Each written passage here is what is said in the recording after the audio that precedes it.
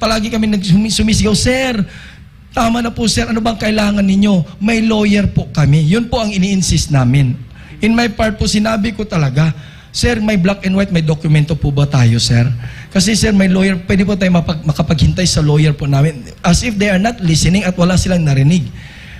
Biruin yung mga kapatid, no? Tubig nga lang, hindi nga yung high pressure, tapos against yung mahabang kalibre na baril, and against the mga inosente na mga missionary workers na nasa harap, hindi ba sila naawa niyan? So, nung nagkaroon na ng distansya konti, pinatawag na nila yung anti-riot police nila. Yun na yung humarang po sa amin at nagpagilid na po yung mga operatiba po ng Special Action Force. At doon sa time na yon, doon na po tumawag po ang ating property administrator, si dating Pangulong Rodrigo Duterte. In-amplify ko po through cellphone at sinabihan niya na kumalma kayong lahat, ganito ganyan, pinakalma niya, tapos siya daw ang kakausap sa loob para po ma-serve po. Doon ko lang nalaman, ay, i-serve lang pala yung parang warrant ba yun?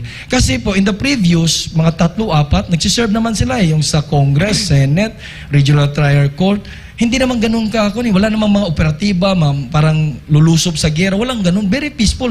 Ini-entertain naman po kasi yung pag-isip ko, may lawyer naman eh. Yun tumatak sa isip ko. Bakit sa pagkakataong ito, pinipilit nila?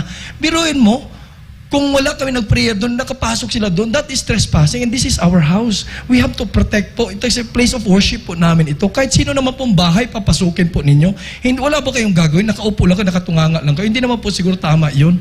Kaya doon po ang instinct po namin, we have to protect our place, this property.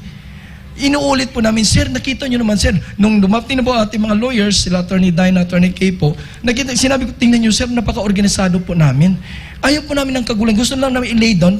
Kanina ko pa tinatanong, "Ano ba yan, sir? Para saan ba yan, sir?" Eh, hindi po kayo nakikinig.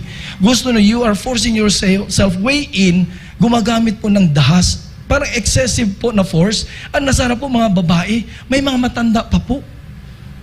Ano pong kalaban-laban? Laban sa mga baril po ninyo. Isa lang po yung hampas niya, wala po kami kahit. Tapos sasabihin niyo po na kami pa yung aggressive, kami pa yung nanguna. Ano pa yung laban namin? Kung makikita niyo sa pictures, sa videos, wala po talagang kalaban-laban.